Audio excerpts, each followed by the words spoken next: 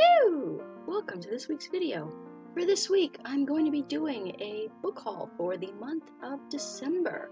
These are some books that I had in that shelf there that I've accumulated to show off to you guys now. So hopefully you will enjoy, and let's just get started. The first book is Good Wives, Image and Reality in the Lives of Women in Northern New England from 1650 to 1750. And this is a historical, but not a historical nonfiction. Yeah, I just thought it looked interesting because I love sort of that kind of stuff, like day-to-day lives of like people throughout history, and especially women. And I thought I would pick it up. Let's read the back blurb. A gravestone in northern New England proclaims that a woman was eminent for holiness, prudence, sincerity, meekness, weanedness from ye world, public spiritedness, faithfulness, and charity. This enthralling work of scholarship strips away those abstractions to reveal the hidden and not always stoic face of the good wives of colonial America. In these pages, we encounter the awesome burdens and the considerable power of a New England housewife's domestic life, and witness her occasional forays into the world of men. We see her borrowing from her neighbors, loving her husband, raising and all too often mourning children, and even attaining fame as a heroine of frontier conflicts or notoriety as a murderess. Painstakingly researched, lively with scandal and homely detail, Good Wives is history at its best. Love that kind of stuff.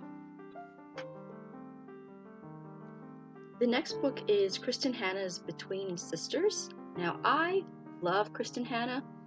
I have two of her books on my keeper shelf. I have Home Again and The Nightingale. One book of hers that I've read so far that I hated was Firefly Lane. I despised that book with the passion of 1,000 suns. It claims to be a book about friendship. It is not a book about friendship. It is a book about manipulation and just women being horrible to each other. And I hated it.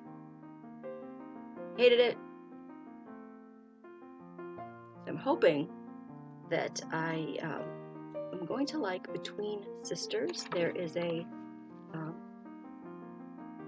insert cover there with two women, I'm guessing the sisters, looking out on a beach. I'm a little nervous about it because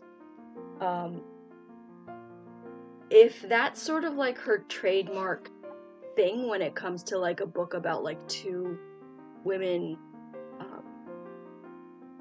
and the like complex relationships, which is just shorthand for women being shitty to each other, I'm nervous. But I loved Home Again and The Nightingale so much that I'm willing to give her another chance after Firefly Lane. So the back blurb reads, Megan Dantes is haunted by heartbreak. 27 years ago, she was forced to make a terrible choice, one that cost her everything, including the love of her sister Claire. Now Megan is a hotshot divorce attorney who doesn't believe in intimacy until she meets the one man who can change her mind. Claire Kavanaugh has fallen in love for the first time in her life. As her wedding day approaches, she prepares to face her harsh, judgmental older sister.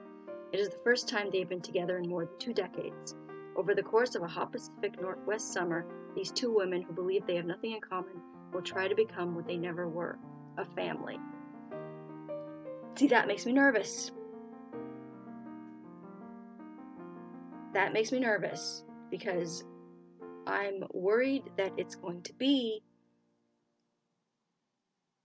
a similar to Firefly Lane, where it's just women being shitty to each other, and then they have like one conversation and like something happens, like maybe like, oh, that they're all nice to each other because one of them is dying or something, and that's why they're nice to each other now.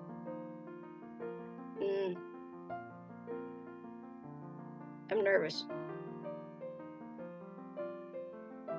I'm nervous. So, oof. Next we have The Girls by Lori Lansons. Cover there. Oh, it's a cover. Born during a ferocious tornado in 1974, twins Rose and Ruby Darlin were extraordinary from the start. Now approaching 30 and facing a time of change, Rose decides she must write their shared story of adoption, alienation, love, and heartbreak. And a heartbreaking search, with Ruby adding her touching 2 cents worth and unintentionally revealing long-hidden truths. Through their incredible bond, which is both physical and emotional, the girls show us that connection is the most important human trait of all. Again, 2 women, relationships. We shall see. I'm more encouraged by this one, maybe, because it's not Kristen Hanna. So I hope that I enjoy this one too. Next we have Richard Paul Evans' The Letter, and I have one of his books on my keeper shelf. I think it's called The Locket, and I loved that book. I love that book. So I'm willing to go forth with more of his stuff. Richard Paul Evans writes sort of like very sweet, homey romances with sort of a bit of a faith sort of based line sort of through them. So I guess you can call them like inspirational romances, I guess. But I really liked The Locket, and I don't know if he's sort of in the same vein as Nicholas Sparks, which me and many others have our issues with Nicholas Sparks, and I don't know if Richard Paul Evans sort of falls in that same, I don't want to say the P word, I hate that word, but in that same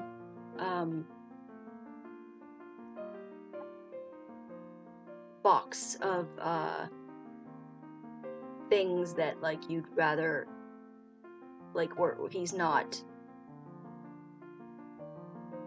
what you aspire an author and a human being to be. If he has like certain views that are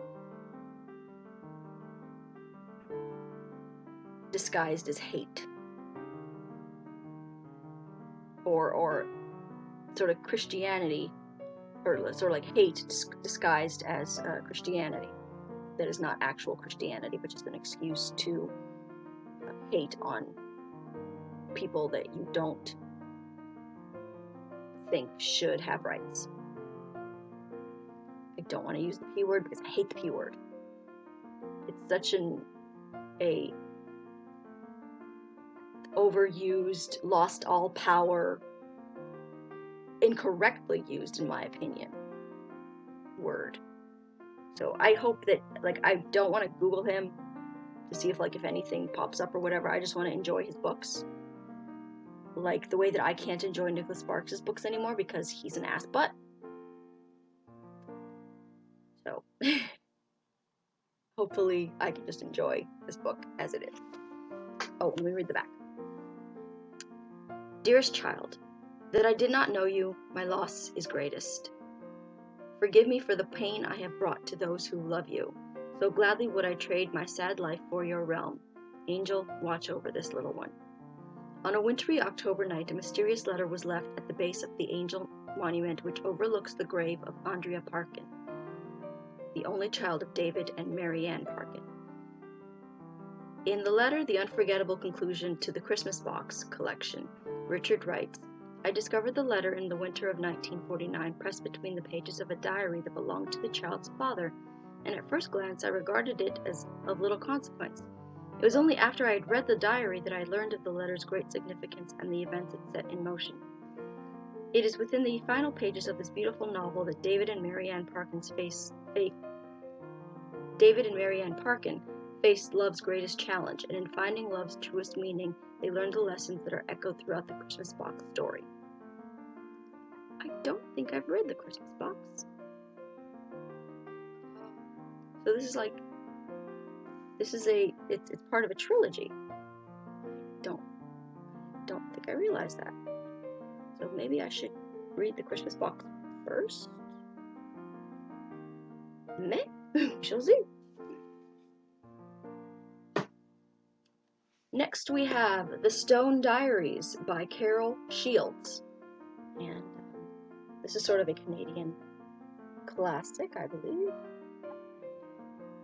I believe I read it in school. But I might be confusing it with The Stone Angel from, I think, Margaret Lawrence, which I liked. Didn't love it, but I liked it. This is The Stone Diaries, which...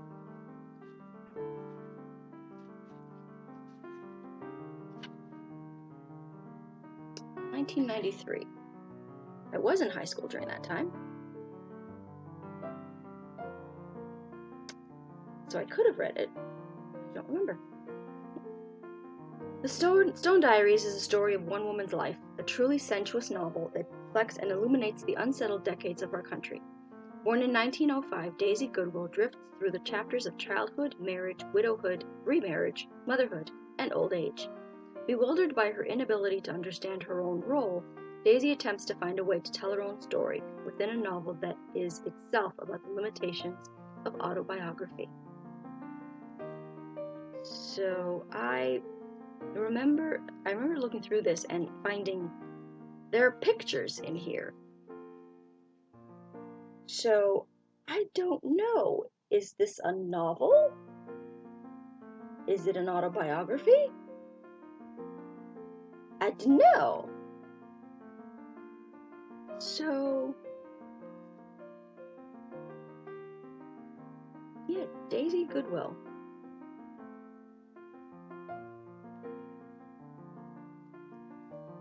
Looking forward to finding out. To drink some water.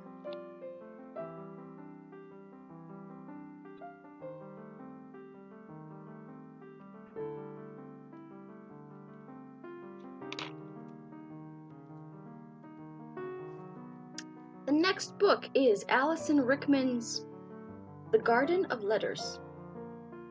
Blurbed by Kristen Hanna. Miss Rickman is a very special talent. Kristen Hanna, New York Times bestseller. And that cover is just beautiful. So pretty. Let's read the flap here. Portofino, Italy, 1943. Oh, I'm already in. I'm in. World War II, Italy, let's go. A young woman steps off a boat in a scenic coastal village. Although she knows how to disappear in a crowd, Elodie is too terrified to slip by the German officers while carrying her poorly forged identity papers. She is frozen until a man she's never met before claims to know her. In desperate need of shelter, Elodie follows him back to his home on the cliffs of Portofino. Only months before, Elodie Bertolotti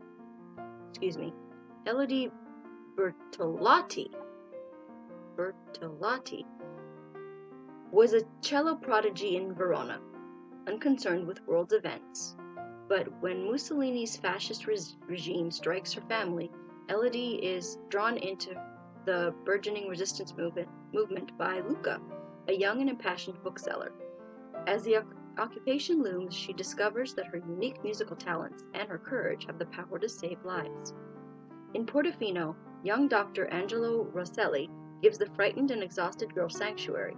He is a man with painful secrets of his own, haunted by guilt and remorse. But Elodie's arrival has the power to awaken a sense of hope and joy that Angelo thought was lost to him forever.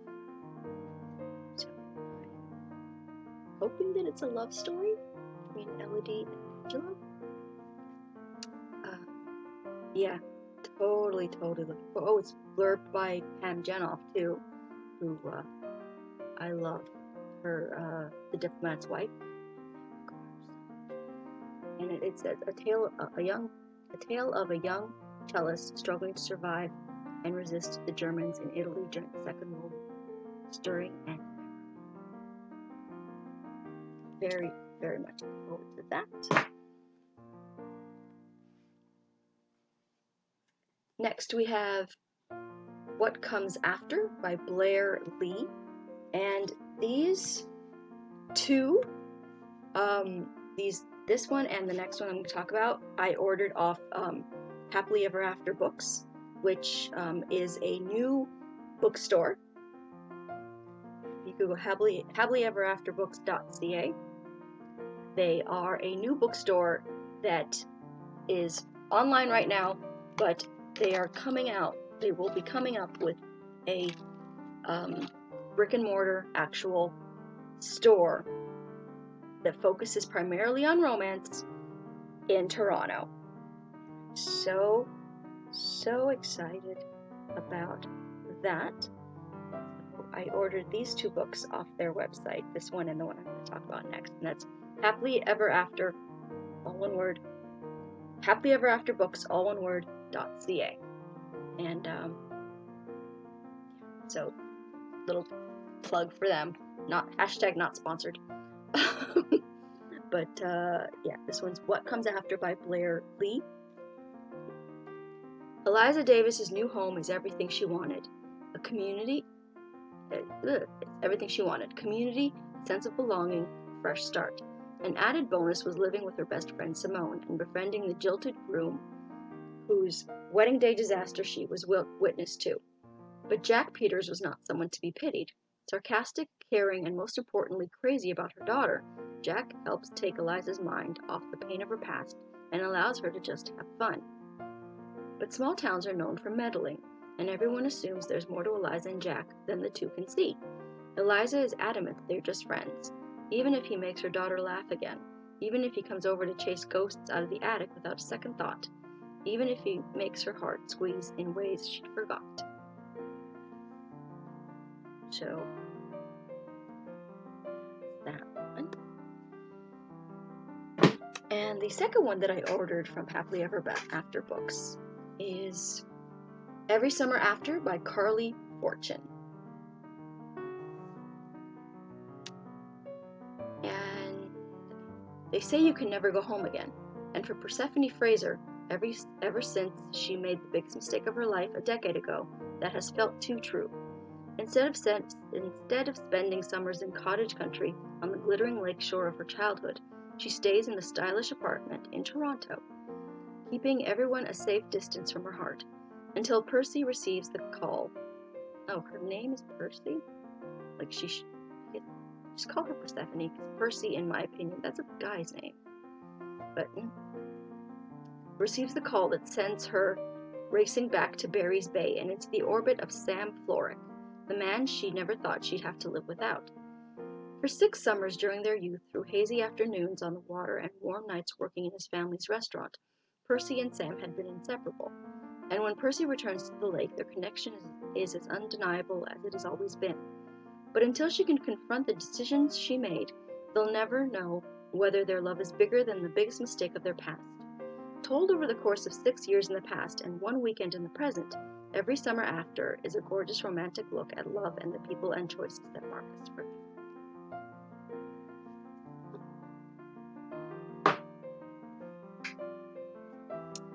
Next we have Truths I Never Told You by Kelly Rimmer.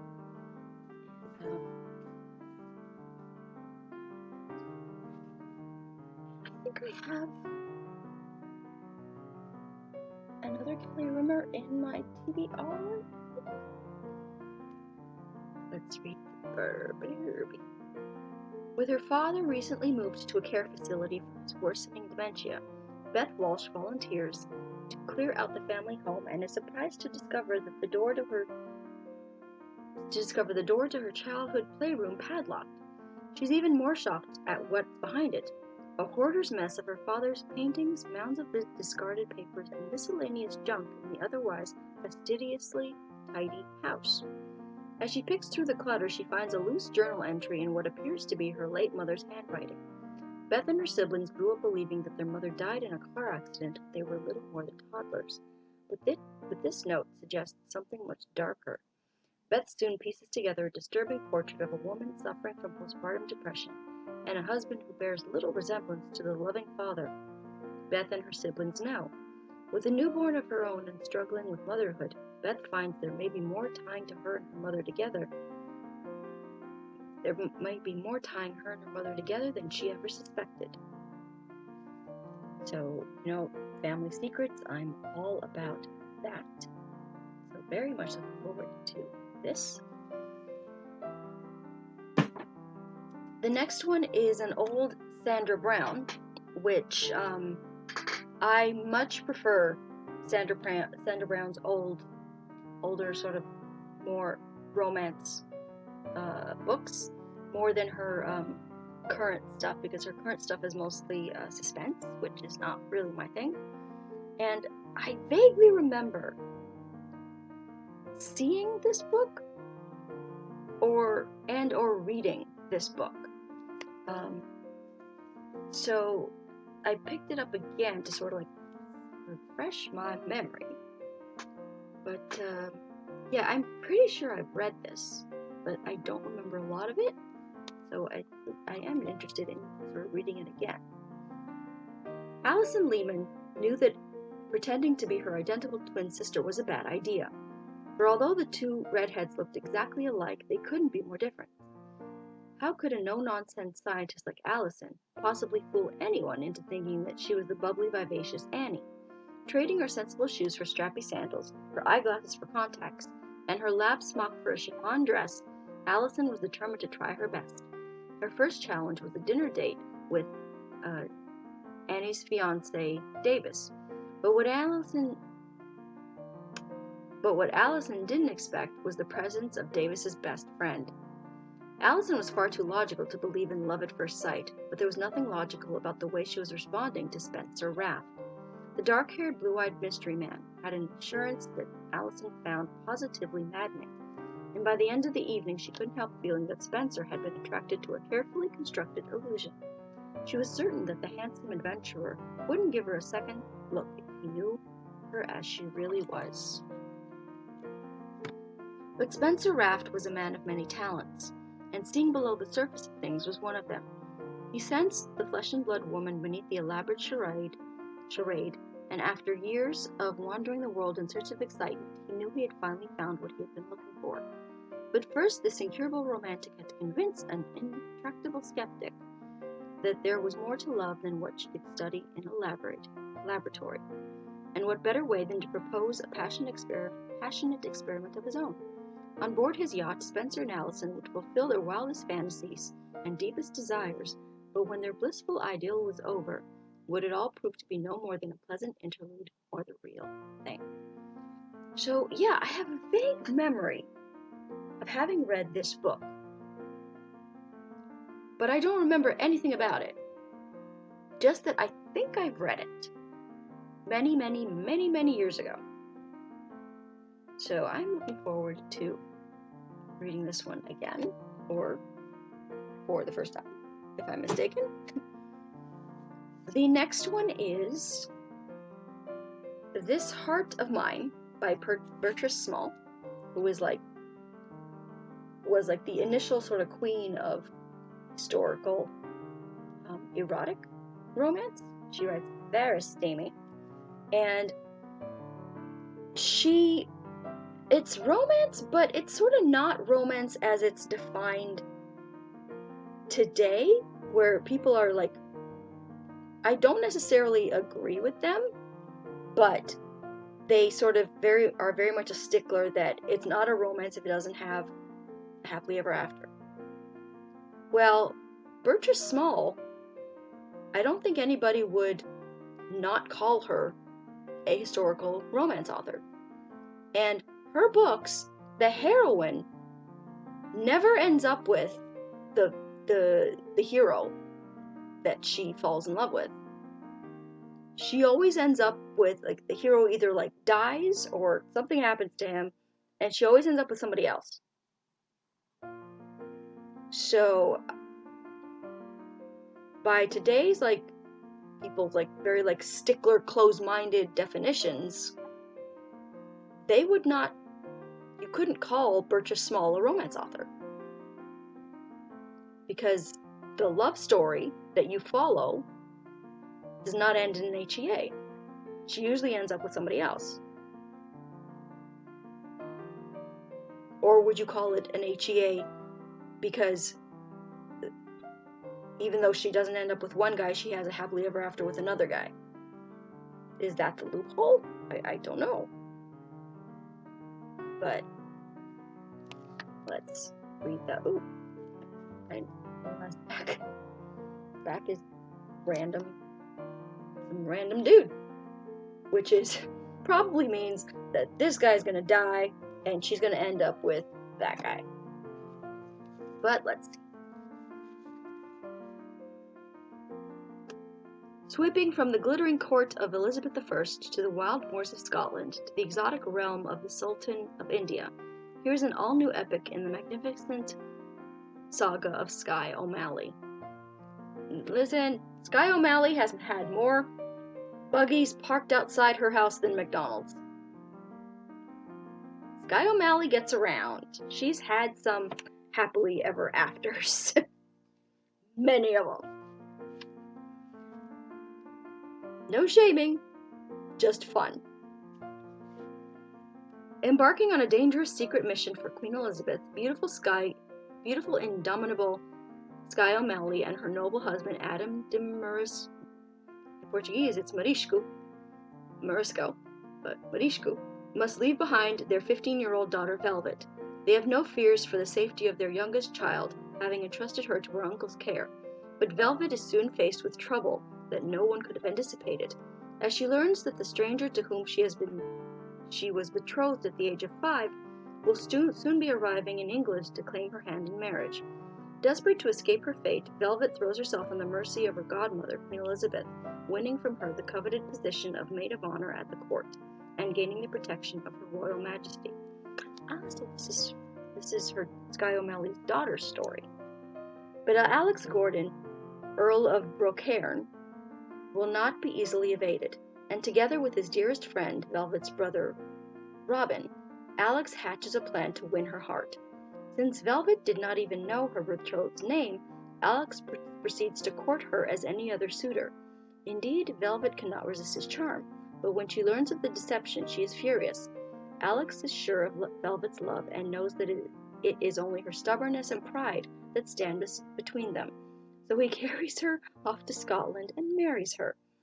Returning to England at Elizabeth's angry command, Velvet and Alex are joined in a proper court wedding, and seem destined for a life of passionate bliss, till an affair of honor leaves Alex dying and sends a grief-stricken Velvet to sea in a desperate attempt to find her parents. Taken prisoner by enemies of the Queen, Velvet is sent as a gift from her Portuguese captors to the Indian Sultan Akbar, a gentle, handsome man who makes Velvet his bride and teaches her unforgettable lessons in the art of love. She has no idea that her family is frantic and planning to rescue her from what she has come to believe is the only passion that will ever come close to the one she shared with Alex. You see what I mean? So she's probably going to end up with this Akbar guy because Alex is going to die. Yep. So, like, is that considered a romance? And the last one, there we go. The Girl in the Red Coat by Kate Hamer. I think it's Hamer because Hammer has 2 M's.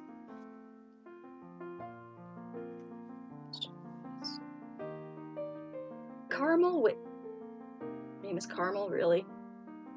Okay. Carmel Wakeford becomes separated from her mother at a local children's festival and is found by a man who claims to be her estranged grandfather. He tells her that her mother has had an accident and that she is to live with him for now. As days become weeks with her new family, Carmel realizes that this man believes she has a special gift, that she's potentially a savior. While her mother desperately tries to find her, Carmel is sent on an extraordinary journey, one that will make her question who she is and who she might become. Does she have powers? Is she like 11 from Stranger Things? Oh, and is the grandfather dude like Papa? Because we don't like Papa. We hate Papa. Or is he more like Jim Bobby? Jim from Stranger Things, but I call him Jim Bobby because he reminds me of Bobby from Supernatural. He has that same sort of guardian, rough, surly vibe. So we call him Jim Bobby. So I hope the grandfather is more Jim Bobby and less Papa. Because we don't like Papa. So, yeah, that's the girl in the red coat. That's the last one. So, for the winner for the last month's giveaway of Angela's Ashes by Frank McCourt, the winner of that giveaway is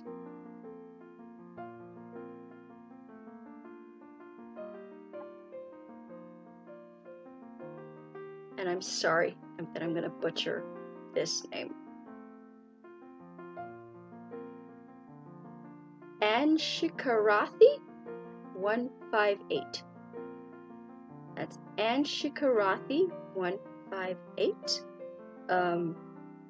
I'm going to just sort of you just have to contact me.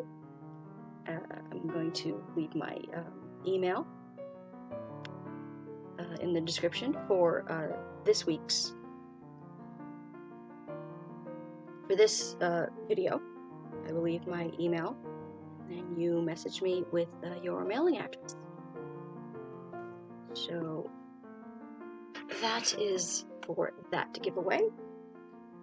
For this month's giveaway, I'm giving away a Harlequin Presents, and it's Robin Donald's His Majesty's Mistress, and the cover there, and I love my Harlequin Presents so much, and let me just read the back for you. On the idyllic Pacific island of Falaise,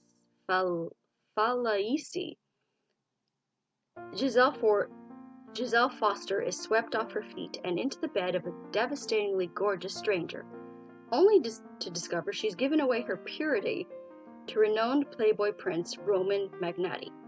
Giselle knows she can never be a part of Roman's glamorous existence and decides to end their torrid affair, but her inexperience and refusal to succumb to his touch make Roman more determined to claim her as his royal bride.